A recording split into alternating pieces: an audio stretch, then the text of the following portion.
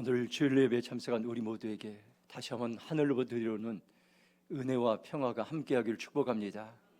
오늘은 우리 서정탁 원로 목사님과 사모님과 또 이제 김윤숙 권사님께서 독일 갔다 이제 오셔서 또 더 힘이 되고 또 소망이 넘치고 은혜가 넘치는 그러한 예배입니다. 하나님께서 오늘 우리에게 이제 주시는 마음은 내가 공동체를 세우리라, 교회 공동체를 살리리라. 하나님께서 그런 마음을 주시고 하나님께서 우리 대림평화교회를 향한 눈물이 있습니다.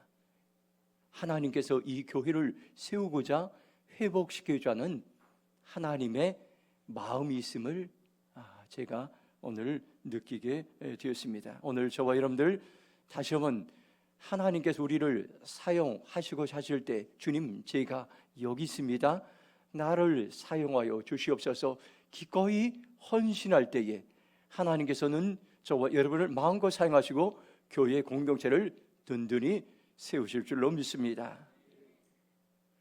교회 옥상에 제가 화분에 또다시 이제 채소 씨앗을 뿌렸습니다. 매일 물을 주니 싹이 자라고 있습니다. 싹이 자라는 것이 굉장히 신기하기도 하고 기대가 됩니다. 하나님께서는 지난 봄과 여름에 옥상에 있는 농사를 통해서 제게 많은 것을 알게 하시고 깨닫게 하셨습니다. 봄에 옥상에 심은 과일들이 처음에는 너무나 잘 되었습니다. 토마토가 열매를 많이 맺고 엄청나게 자라면서 기대감이 있었습니다. 그런데 그 토마토가 이제 시간이 지나면서 뿌리가 썩는 병이 들어서 제대로 열매도 맺지 못하고 말라 죽는 어려움들이 있었습니다. 화분에는 2개의 무화과 나무가 있었는데 조그만 화분인데도 이 무화과 나무들의 열매들이 엄청났습니다. 한 나무에 한 60개 정도, 이제 화분에 120개. 저는 그것을 보면서 흥분했습니다. 이것이 자라면 엄청난 열매를 맺어서 우리 성도들에게도 나눠줄 수 있다는 그런 기대감이 있었습니다. 그런데 올 여름에는 비도 많이 오고 또 날씨가 너무 더워서 이 무화과 나무가 전부 다 열매들이 떨어져서 굉장히 실망되기도 했습니다. 1층 화단에는 수국을 옥상으로 옮겼는데 햇빛을 제대로 보지 못하다 햇빛을 보니까 엄청나게 여러분들 이 꽃이 화려하게 많이 폈습니다. 보는 사람들마다 그 꽃을 보면 스트레스가 해소되는데 어느 날 이 수국이 여러분들 누군가 모르는 사람이 물을 그 위에 주어서 수국이 이제 화상을 입어서 잎도 마르고 꽃도 마르기 시작해서 마음이 굉장히 어려움이 있었습니다. 그 이후 매일 아침마다 옥상에 올라가 물을 주던 기대감이 저희 마음속엔 사라지기 시작했습니다. 그런데 하나님께서 이것을 통해 저에게 주신 엄청난 많은 교훈을 깨달음을 주었는데 농사를 지을 때 제 안에 교만한 마음이 있었음을 알게 하셨습니다. 농사가 잘 되니 사람들에게 자랑하고 싶었고 또 칭찬도 받고 싶은 마음들이 있었던 것입니다. 농사를 짓는 것이 이제는 전적인 하나님의 은혜임을 제가 비로소 알게 되었습니다. 심은 과일들이 열매도 맺고 잘 자라는 것은 내 힘과 내 지혜와 내 방법으로 되는 것이 아니라 하나님이 비를 주시고 햇빛을 주시고 자라게 하시고 열매 맺게 하신다는 것을 알게 되었습니다. 우리의 인생도 마찬가지입니다. 우리의 인생이 내 힘으로 내 지혜로 내 방법으로 아무리 열심히 노력해도 하나님이 도와주시지 않는다면 열매 맺을 수가 없습니다. 고린도전서 3장 6절 보면 나는 심었고 아볼로는 물을 주었으되 오직 하나님께서 자라게 하시니라. 여러분들 자라게 하시는 하나님을 기대하시기 바랍니다. 고린도전서 3장 7절 보면 그런즉 심는 이나 물 주는 이는 아무것도 아니로되 오직 자라게 하시는 이는 하나님뿐이시라. 하나님께서 우리 공동체를 향한 오늘도 마음이 있습니다. 자라게 하기를 원합니다. 개인이 자라고 가정이 자라고 교회 공동체가 자라고 성장하기를 원하시고 열매 맺기를 원하십니다. 오늘 우리는 내 지혜, 내 방법, 내 노력을 열어놓고 하나님의 도우심, 지금이 하나님의 절대적인 은혜가 필요함을 깨닫고 겸손하고 이제 하나님을 의지한 자로 나갈 때 우리에게는 여전히 소망이 있습니다. 특별히 이번 가을에는 하나님께서 우리 대림평화교회를 향한 마음이 있습니다. 제가 초하루 새벽 기도회 때 기도하면서 하나님 주신 마음은 열매를 맺게 하는 인생으로 우리의 교회를, 공동체를, 성도들을 하나님께서 인도하시겠다고 은혜를 베푸시겠다는 그러한 감동을 제게 주셨습니다. 여러분들이 말씀을 듣고 어떻게 하면 열매 맺는 인생을 살 수 순종할 때에 여러분들의 인생에 지금과는 전혀 다른 그러한 복된 인생이 될 것입니다. 요한복음 15장 5절 보면 우리가 잘 아는 암송하는 말씀이 나는 포도나무요 너희는 가지라. 그가 내 안에 내가 그 안에 거하면 사람이 열매를 많이 맺나니 나를 떠나서는 너희가 아무것도 할 수 없음이라고 말씀하고 있습니다. 우리가 살아가면서 관계가 굉장히 중요합니다. 관계가 생기면 친밀해지고 관계가 깨지면 친밀해질 수가 없습니다. 우리가 살아가면서 인생에 열매를 맺는데 하나님과의 관계가 굉장히 소중합니다. 포도나무로 비유하면 하나님은 농부이시고 예수님은 포도나무이시고 우리는 가지입니다. 하나님은 농부의 마음이 있습니다. 제가 농사를 지면서 농부의 마음을 조금씩 알아갑니다. 농부의 마음이 뭡니까요? 채소를 또 이제 과일을 심고 풍성한 열매가 맺어지기를 소원하는 농부의 마음이 있습니다. 하나님도 마찬가지입니다. 하나님은 우리에게 농부인데 하나님께서는 우리의 인생에 열매 맺는 인생이 되기 원합니다. 그러기 위해서 우리가 해야 될 일이 있습니다요. 포도나무인 예수님 안에 우리는 가지인데 가지가 붙어 있어야 열매를 맺을 수가 있습니다. 우리가 이제 가지에 붙어 있다는 건 뭡니까요? 예수님과 친밀한 관계를 갖는다는 것입니다. 예수님 안에 머물러 있다는 것입니다. 예수님 안에 머물러 있다는 것은 무엇입니까요? 우리가 하나님 말씀 안에 있고 우리가 기도 안에 있다는 것을 말씀하고 있습니다. 그래서 오늘 말씀은 나를 떠나서는 너희가 아무것도 할 수 없다고 말씀하셨습니다. 오늘 하나님께 우리에게 열매 맺는 그러한 이제 삶으로 인도하시는데 오늘 우리가 기억해야 될 것이 있습니다.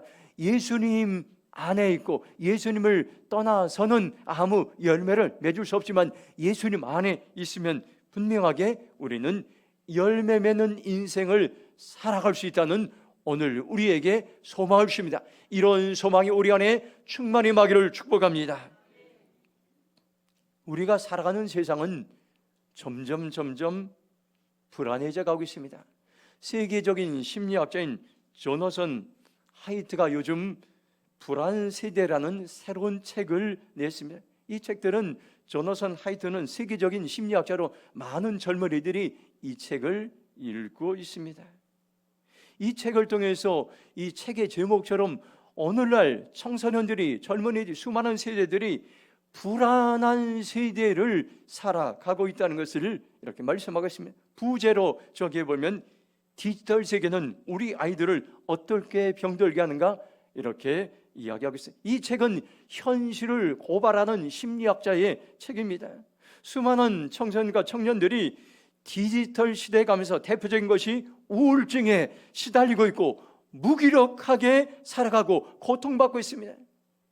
수많은 사람들이 여러분들 언제 여러분들 우리가 우울증을 고치러 병원에 다니고 정신과 의사 치료를 받고 언제부터 했습니까? 여러분들 하나님께 나오면서 여러분들 이 우울증 문제를 여러분들 하나님께 정신공황 이 문제를 가지고 우리가 얼마나 하나님께 직면하며 나아갔습니까?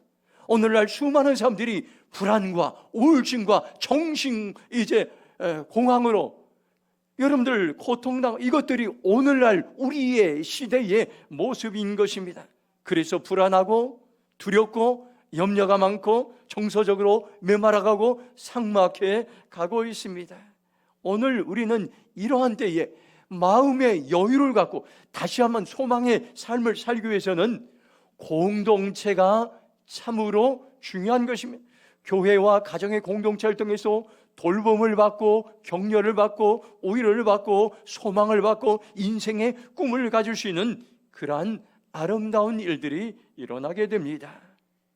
국어사전에서 공동체의 의미는 운명이나 생활 목적 등을 갖지 않은 두 사람 이상의 조직체라고 말씀하겠습니다. 오늘 하나님께서 저에게 주신 감동의 말씀은 내가 이 대림평화 공동체를 세우리라 이렇게 말씀하고, 여러분들이 더 이상 여러분들 하나님이 부르실 때, 내가 여러분들을 리더로 부를 때, 내가 여러분들을 팀장으로 부를 때에, 여러분들을 속장으로 할 때 할 수 없습니다. 부정적으로 반응하는 것이 아니라 하나님 나를 사용해 주심을 감사합니다. 나를 통해서 공동체를 세우기 위한 하나님의 마음으로 내가 순종하겠습니다. 그렇게 결정할 때에 하나님은 우리의 공동체를 분명하게 여러분들 든든히 세워 주실 줄로 믿습니다. 오늘 제가 여러분들이 함께 우리가 찬양할 때에 이곳에서 무릎을 꿇고 기도하면서 하나님께 제게 눈물을 주셨는데 공동체에 대한 눈물을 주셨습니다. 하나님께서 이 대림평화 공동체를 살리고 회복시키고 또 여러분들 한 삶 한 삶이 더 이상 무기력증에 빠져 있는 것이 아니라, 더 이상 여러분들 소심하게 살아가는 것이 아니라, 더 이상 여러분들이 패배의식에 살아가는 것이 아니라, 여러분들이 살아나고 여러분들이 회복되어서 하나님이 주신 사명을 이루고자 하는 그런 하나님의 간절한 마음이 있다는 것을 제게 하나님께서 그 마음을 전달해 주셨습니다. 오늘 우리 공동체는 참으로 중요합니다. 공동체를 통해서 서로의 필요를 채워주고, 서로를 돌보고, 서로를 용서하고, 서로를 격려하고, 신약 성경에는 서로에 대한 의무가 50회 이상 말씀하고 있습니다. 오늘 말씀 보면 초대교회 공동체는 어떻게 했습니까? 공동체를 통해서 그들이 꿈이 생기게 되고, 공동체를 통해서 삶이 변화되게 되고, 공동체를 통해서 그들의 어려움과 고난을 극복하는 그러한 전혀 새로운 세상과는 다른 공동체를 우리에게 말씀해 주겠습니다. 오늘 이 말씀은 저와 여러분에게 도전하고 있습니다. 어떻게 하면 하나님이 만드신 새로운 공동체를 세워 나갈 수 있을까? 이 공동체를 세워 나가는 일에 누가 헌신할까? 주님께서 말씀하고 있습니다. 주님, 저를 사용하여 주시옵소서. 고백하며 나가기를 주님의 이름으로 축복합니다. 42절 말씀 함께 읽도록 하겠습니다. 함께 읽겠습니다. 그들이 사도의 가르침을 받아 서로 교제하고 떡을 떼며 오로지 기도하기를 힘쓰니라. 아멘. 첫 번째로 교회는 기초가 중요한 공동체입니다. 기초가 굉장히 공동체를 세우는 데 중요합니다. 교회에서 가장 중요하게 여기는 것들이 많이 있어요. 그런데 오늘 성경 말씀 보니까 하나님의 말씀이 교회 공동체의 기초가 된다고 말씀하고 있습니다. 우리가 하나님의 말씀을 어떻게 합니까? 읽고 연구하고 듣고 묵상하고 적용하는 이 말씀을 대하는 5가지 손가락으로 비유하고 있습니다. 말씀은요, 여러분들 읽고 여러분들 말씀을 들을 때에, 말씀을 연구하고 말씀을 암송하고 말씀을 묵상할 때 이 말씀은 우리 안에 살아서 역사하는, 우리의 삶을 세우는 놀라운 능력의 말씀이 됩니다. 사도행전 2장 42절 보면, 세번역 성경을 보면 그들은 사도들의 가르침에 몰두하며 서로 사귀는 일과 빵을 떼는 일과 기도에 힘썼다. 메시지 성경을 보면 42절, 그들은 사도들의 가르침과 공동생활과 공동식사와 기도에 자신의 삶을 드렸다, 이렇게 말씀하고 있습니다. 변화된 성도들의 하루 일과를 말씀하고 있습니다. 사도들의 가르침에 몰두하고 서로 사귀는 일과 교제하는 일에 힘쓰고 공동 식사와 또 공동 교제와 기도에 자신들의 삶을 드렸던 것입니다. 초대교회 변화된 성도들은 균형 잡힌 여러분들 삶이었습니다. 가르침과 교제와 성찬과 공동 식사와 기도하는 일들이 기초가 되었고, 이것을 골고루 그들은 헌신했던 것입니다. 여기 보니까 힘쓰니라 이렇게 말씀하고, 이런 일에 힘쓰냐, 이 말은 영어 성경은 디버티드, 이런 헌신한다, 몰두했다고 말씀. 그냥 여러분들 흘러버리는 것이 아니라 여러분들 교회에서 지내는 이런 일들이 그냥 여러분들 시간 때우고 여러분들 시간 있으면 하는 일이 아니라, 초대교회는 여러분들 헌신하고 몰두할 때 기적의 공동체, 변화된 공동체, 소망의 공동체가, 이런 공동체를 통해서 한 삶 한 삶이 변화되게 되고 천국을 맛보며 경험하는 사람을 그런 삶을 살게 되었던 것을 보게 됩니다. 그들은 어땠습니까요? 사도들의 가르침을 이제 강점해서 동시에 기도하는 데 힘썼고, 서로 교제하고 사귀는 일을 중요하게 여기면서도 성찬을 통해서 하나님과 교제했고, 또 그들은 예배를 중요하게 여기면서도 세상에 나가서 어려운 사람들에게 구제하고 봉사하는 일들을 게을리하지 않았던 것입니다. 초대 교회는 여러분들 교회를 세우는 기초 어느 하나도 소홀히 하지 않았던 것입니다. 초대 교회를 한마디로 말하면 기초가 든든한 공동체였던 것입니다. 우리 대림평화가 든든히 서려면 여러분들 기초가 중요합니다. 하나님의 말씀과 기도는 교회 공동체를 세우는 든든한 기초가 됩니다. 제가 얼마 전에 새벽 3시에 깨어나서 기도하며 묵상하는 시간을 가졌습니다. 새벽 3시에 이제 묵상하는데 우리 교회를 향한 하나님의 마음을 느꼈습니다. 하나님은 우리 교회를 지역과 민족과 지구촌을 섬기는 교회로 부르셨습니다. 대림동을 섬기고 나라 민족을 섬기고 이제 열방과 지구촌을 사명을 이 위대한 사명, 이 사명을 이루기 위해서는 좀 더 헌신된 사람들이 필요합니다.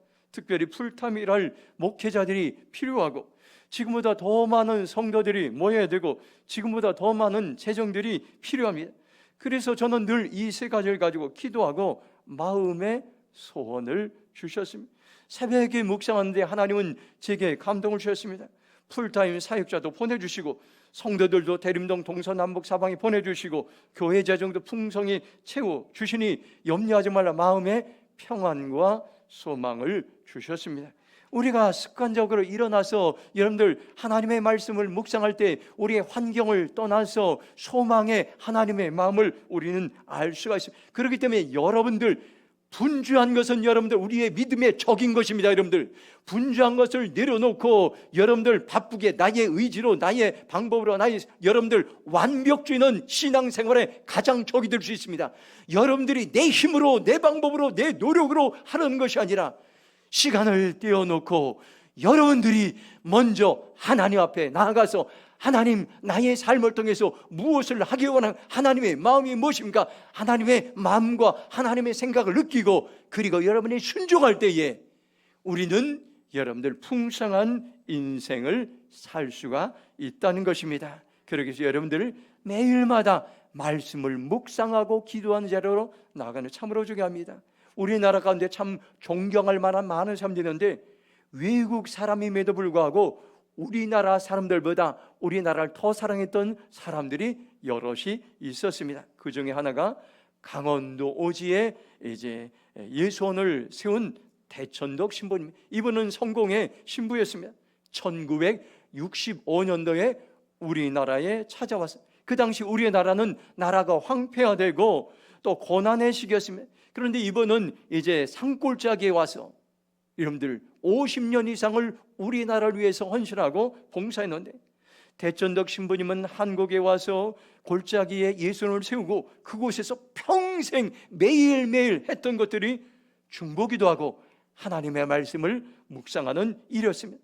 그래서 대천덕 신부님의 영향을 받아 수많은 사람들이 이 땅에 지도자로 세워지고 전 세계에 영향을 끼치게 되었습니다.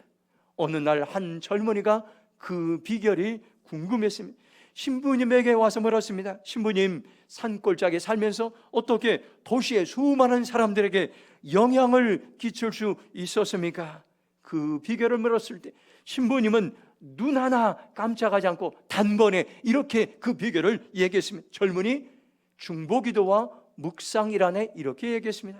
날마다 사람들을 위해서, 나라 민족을 위해서 중보기도하고 매일 말씀을 묵상하는 것이 대천덕 신부님의 하루의 일과였던 것이, 이런 것을 통해서 수많은 사람들을 살리고 세우는 놀라운 일들을 일으켰던 것을 보게 됩니다. 지금이 저와 여러분들 신앙의 기초를 든든히 세울 때인 것입니다. 기초가 든든해야 흔들리지 않을 수가 있습니다. 시편 16편 8절 보면, 내가 여호와를 항상 내 앞에 모시며 그가 나의 오른쪽에 계심으로 내가 흔들리지 아니하리로다, 이렇게 말씀합니다. 세번역 성경으로 보면 주님은 언제나 나와 함께 계시는 분, 그가 나의 오른쪽에 계시니 나는 흔들리지 아니한다. 여러분들 하나님의 말씀과 함께 있으면, 하나님과 함께 있으면 어떤 환경에도 저와 여러분들 흔들리지 않을 줄로 믿습니다. 하나님의 말씀은 우리의 인생의 여러분들 기초요 터전인 것입니다. 그러므로 오늘 우리는 하나님의 말씀을 붙잡고 나갈 때 요동하지 않는 인생을 살아갈 줄로 믿습니다.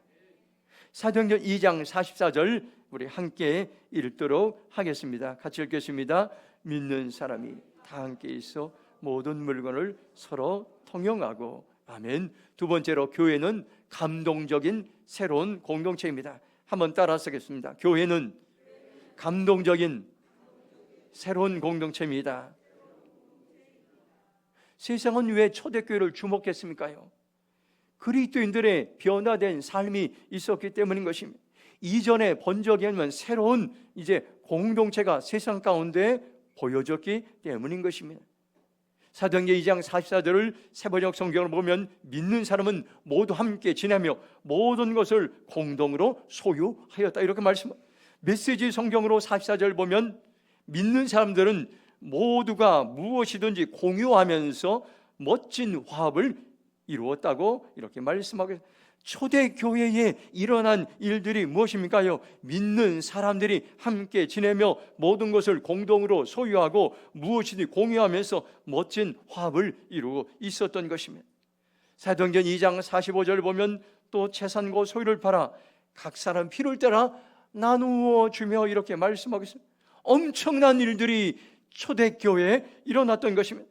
자기가 소중하게 여기는 재산과 소유물을 팔아 필요한 사람들에게 나눠주기 시작했습니다. 자신들이 가진 것은 무엇이든지 팔아 공동 소유로 내놓고 각 사람의 필요를 따라 나누었습니다. 이런 일은 사람의 힘으로는 불가능한 이런 것입니다. 그러나 하나님이 은혜를 주시면 자기가 소중하게 여기는 재산과 소유물을 팔아 필요한 사람들이 나누어 주는 일들이 가능하다고 성경은 말씀해 주고 있습니다. 우리가 처음부터 내가 소중하게 여기는 재산과 소유물들을 남들에게 나누어 줄 수 없습니다. 나눔에도 훈련이 필요한 것입니다. 우리 교회는 여러분들 매월 이제 1회 홀로잉 나눔주의를 실천하고 있습니다. 홀로잉이란 뭡니까요? 내가 소중하게 여기는 것들을 다른 사람들에게 나누고 흘러 보내는 것입니다. 하나님, 내가 가지고 있는 것, 필요한 것을 누구에게 흘러보내길 원합니까? 우리가 성령님께 물어보고 감동을 주면 그 사람에게 흘러보내는 것입니다. 내가 양말을 여러 개 가지고 있다면 여러분들 기도하고 양말이 필요한 사람에게 나눠주고, 내가 넥타이가 여러 개 가지고 있다면 기도하면서 넥타이가 필요한 사람들이 흘러보내는 것입니다. 여러분들이 중요한 것은요, 이것은 훈련으로 가능합니다. 계속해서 훈련하시기 바랍니다. 여러분들이 이 일에 폴로잉 나눔주일에 적극으로 동참하시기 바랍니다. 이것은 형식이 아니라 습관이 아니라 여러분들 몇몇 사람들만, 사역자들만, 아니면 몇몇 사람 동참하는 것이 아니라 여러분들이 동참할 때, 이 일에 적극적으로 참여할 때에 나의 가장한 소중한 것을 남들에게 나눠줄 수 있고, 우리의 공동체는 하나님이 기뻐하시는 아름다운 공동체로 세워질 수가 있습니다. 저도 매달마다 훈련하고 있습니다. 생활비에서 얼마를 떼어내서 목회자나 가난한 이웃들에게 흘러보내고 있습니다. 작은 것이지만 나눔의 훈련을 통해서 사람들의 필요를 나누어주는 삶을 살아가고 있는 것입니다. 오늘 여러분들이 저와 여러분들이 살아가면서 우리 교회 공동체 안에 어떤 사람들은 어려움을 당하고 어떤 사람들은 이런 필요 저런 필요를 우리가 볼 때가 있어요. 그런 뭡니까요? 그 필요를 보게 하신 여러분에게 그 사람들의 필요를 채워주라는 하나님의 사인임을 여러분들 기억하시기 바랍니다. 내가 가지고 있는 것을 그분들에게 흘러 나눌 때에 기적의 역사가 일어나는 것입니다. 하나님은 지금도 우리에게 말씀하고 있습니다. 누가 대림평화 교회 공동체를 세울 수 있습니까요? 나의 가진 것을, 필요를 다른 사람들이, 또 다른 사람들이 흘러보낼 때에 이곳에 기적의 역사가 일어나고 하나님이 기뻐하시는 감동적인 공동체로 세워질 수가 있습니다. 여러분들 결정하시기 바랍니다. 주님, 제가 나눔의 삶을 실천하기로 결정합니다. 그렇게 고백하며 나가를 축복합니다. 46절 말씀 한번 같이 읽도록 하겠습니다. 사도행전 2장 46절 시작. 날마다 마음을 같이하며 힘쓰고 집에서 떡을 떼며 기쁨과 순전한 마음으로 음식을 먹고.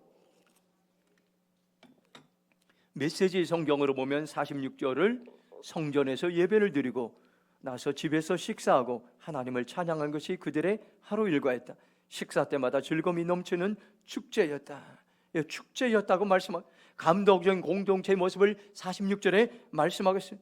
초대교회의 특징을 모이고 흩어지는 게 있어요. 모여서 여러분들 하나 되어서 모여서 예배를 드리고 모여서 성찬을 하고 모여서 애찬을 하고 흩어져서 가정에서 기쁘게 음식을 나눠 먹고 찬양하고 간증하고 나가서 전도하는 일, 이것이 하루의 일과였고 이것이 축제였고 이것이 즐거움과 기쁨이 넘쳤다고 말씀하고 있으면 어떻게 여러분들 이런 일들이 가능할까요? 초대교회는 성령 충만한 공동체였습니다. 사람들이 만든 법과 제도를 따라가는 것이 아니라 성령에 붙들린 공동체였던 것입니다. 사람은 누구나 이기적이고 자기 것을 남에게 나눠주기 어렵습니다. 나의 힘과 나의 노력으로 재산을 모았고 물건을 이제 가지게 되었다고 생각하기 때문에 언제 우리의 탐욕과 욕심을 뛰어넘어 나눔의 삶이 가능할까요? 성령님이 은혜를 주실 때 가능한 일인 것입니다. 이것은 인위적인 사람의 힘으로나 사람의 방법으로 할 수가 없습니다. 여러분들 꼭 기억하시기 바랍니다. 초대교회 공동체 이 생활을 모방하여 공산주의가 탄생했습니다.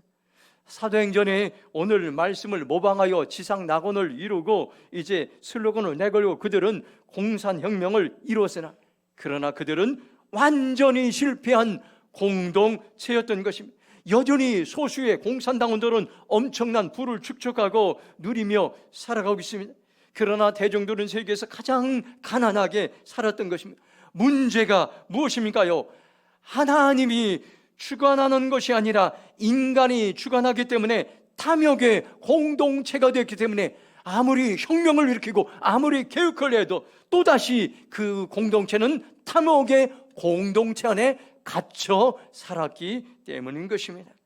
지난 2000년 기독교 역사 속에서 교회를 새롭게 개혁해야 되겠다고 생각할 때 새로운 아이디어, 새로운 청사진을 낸 것이 아니라 바로 오늘 말씀 안으로 예루살렘 교회로 초대교회 공동체로 다시 한번 돌아가자는 운동이 일어났던 것입니다. 하나님께서는 왜 우리에게 공동체를 오늘 말씀하고 이 공동체를 통해서 우리 교회가 이상적인 공동체, 여러분들 이런 아름다운 공동체를 세워주고 나 하나님은 지금도 안타깝게 눈물을 흘리고 있습니다. 누가 이 대림평화 공동체를 세울 것인가?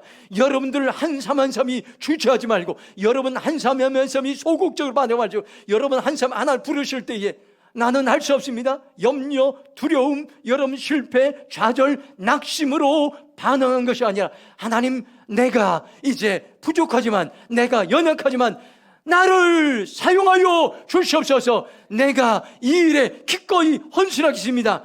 나의 시간을 드리겠습니다. 나의 재물을 드리겠습니다. 나의 건강을 드리겠습니다. 나의 재능을 드리겠습니다. 결정할 때 하나님은 우리의 공동체를 아름다운 공동체로 세워주실 줄로 믿습니다. 마지막으로 사도행전 2장 47절 말씀 같이 읽겠습니다. 함께 읽겠습니다. 하나님을 찬미하며 또 온 백성의 칭송을 받으니 주께서 구원받는 사람을 날마다 더하게 하시니라. 아멘. 세 번째로 마지막으로 교회는 열매를 맺는 공동체라고 말씀하고 있습니다. 47절의 말씀은 초대교회가 성령님이 이끄시는 공동체로 살아갈 때 교회 안에 어떤 열매들이 있었는가 우리에게 말씀해 주겠습니다. 세번역 성경으로 보면 47절을 하나님을 찬양하였다. 그래서 그들은 모든 사람의 호감을 샀다. 주님께서는 구원을 받는 사람을 날마다 더하여 주셨다고 말씀하고 있습니다. 세상이 초대교회를 칭찬했습니다. 이 말은 세상 사람들에게 호감을 샀고 칭찬을 받았다는 것입니다. 초대교회는 칭찬의 열매가 있었던 것입니다. 세상 사람들은 교회 건물이나 재정이나 인원이나 유력자를 주목하지 않습니다. 교회 안에 일어난 성도들의 변화를 보고 칭찬하고 있습니다. 하나님은 우리가 변화될 때 그리고 세상과는 다른 가치관을 가지고 살아갈 때에 교회를 하나님께서는 칭찬하시고 세워주시고 선한 영향을 끼치게 할 거예요. 우리가 여러분들 변화될 때, 여러분들 우리가 칭찬을 받을 때 가보고 싶고 닮아보고 싶고, 여러분들 이 교회가 방문하고 싶은 아름다운 공동체로 세워질 것입니다. 우리가 살고 있는 대림동에도 수많은 하나님을 알지 못하는 사람들이 있습니다. 우리가 변화된 공동체의 일원으로 살아갈 때 세상은 우리를 칭찬하고 우리의 공동체를 여러분들 기억하게 될 것입니다. 또 하나는 초대교회는 어떤 열매가 있었습니까요? 구원의 열매가 있었습니다. 구원받는 삶을 날마다 더하게 하셨습니다. 구원은 과거 시제입니다. 우리가 과거 어느 날에 하나님께 구원받고 하나님의 자녀가 된 날이십니다. 또한 구원은 현재 시제입니다.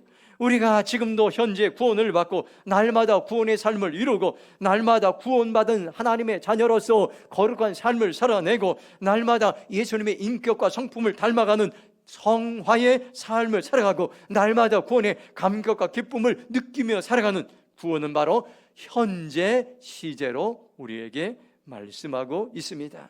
찬송가 23장은 굉장히 우리의 마음에 도전을 주고 있습니다. 만입이 내게 있으면 그 입 다 가지고 내 구주 주신 은총을 늘 찬송하겠네. 이 찬송은 감리교를 창시한 요한 웨슬레 목사님의 동생인 찰스 웨슬리가 1739년에 작사했습니다. 만입이 내게 있으면 좋겠다는 이런 얘기입니다. 만 개의 입을 벌려서 구원의 하나님을 찬양하고 싶다는 간절한 마음이 담겨져 있습니다. 교회는 세상 사람들로부터 칭찬을 받고 구원받는 사람들이 날마다 늘어가는 아름다운 공동체인 것입니다. 칭찬의 열매가 있고 구원의 열매가 있고, 여러분들 열매 맺는 곳이 바로 공동체인 것입니다. 바로 저와 여러분 이때가 열매를 맺을 때인 것입니다. 이때가 변화되어 열매를 세상에 보여줄 때인 것입니다. 초대교회는 감동적인 새로운 공동체였습니다. 교회는 기초가 든든합니다. 말씀과 기도는 교회 공동체의 든든한 기초가 됩니다. 교회는 감동적인 새로운 공동체가 되는데 우리가 변화될 때에 감동적인 공동체로 세워줄 수 있습니다. 교회는 또한 열매를 맺는 것입니다. 칭찬의 열매, 구원의 열매를 맺는 것입니다. 이 시간 저와 여러분들 결정하시기 바랍니다. 주님, 제가 말씀과 기도로 신앙의 기초를 든든히 세우겠습니다. 주님, 제가 변화된 삶을 살겠습니다. 주님, 제가 칭찬의 열매, 구원의 열매를 맺는 삶을 살기로 결정합니다. 고백하며 나가기를 주님의 이름으로 축복합니다. 이 시간 두 손 들고 함께 통성으로 기도하겠습니다. 하나님은 오늘 우리에게 감동적인 새로운 공동체를 보여주는, 이것은 불가능한 것이 아니라 성령님이 우리 안에 임하면 가능한 공동체로 말씀하고 있어요. 수많은 사람들이 이제 이 공동체를 도전했지만 실패했습니다. 그러나 우리의 힘으로 이런 공동체를 이루는 것이 아니라 성령님이 도우실 때 이런 아름다운 공동체를 세우실 때 말씀하신 성령님, 우리의 공동체를 살려주시고 회복시켜 주시옵소서. 주의 자로 통성으로 기도하며 나가겠습니다. 주여,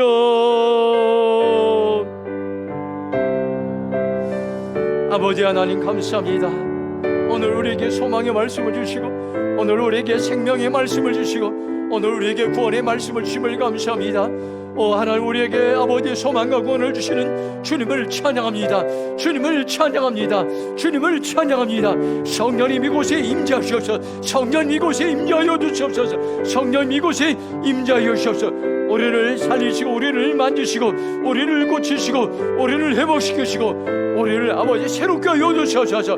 우리의 공동체, 회복의 공동체, 우리의 공동체, 살아나는 공동체, 우리의 공동체가 구원의 공동체, 우리가 공동체, 칭찬의 공동체, 우리의 공동체가 하나님의 사랑이 날마다 회복되는 아름다운 공동체로 회복시켜 주시옵소서. 하나님, 우리의 공동체를 살려주시옵소서. 살려주시옵소서. 살려주시옵소서. 한 사람 한 사람이 아버지 하나님 무기력으로 반응하는 것이 아니라 하나님의 소명 앞에 기쁨으로 반응하게 하시고 하나님의 소명 앞에 적극적으로 반응하게 하시고 하나님의 소명 앞에 성령의 능력을 의지한 반응할 때마다 교회 공동체가 날마다 평안하여 든든히 서가게 하시고 감동적인 공동체, 하나님 기뻐하시는 공동체, 생명을 살리는 공동체, 아버지 칭찬의 공동체로 세워지게 하시고 하나님 우리 교회 아버지 주신 사명을 감당하기에 부족함이 없도록 주여 도우시고 역사여 주시옵소서. 감사하며 축복하며 예수님의 이름으로 기도했습니다. 아멘.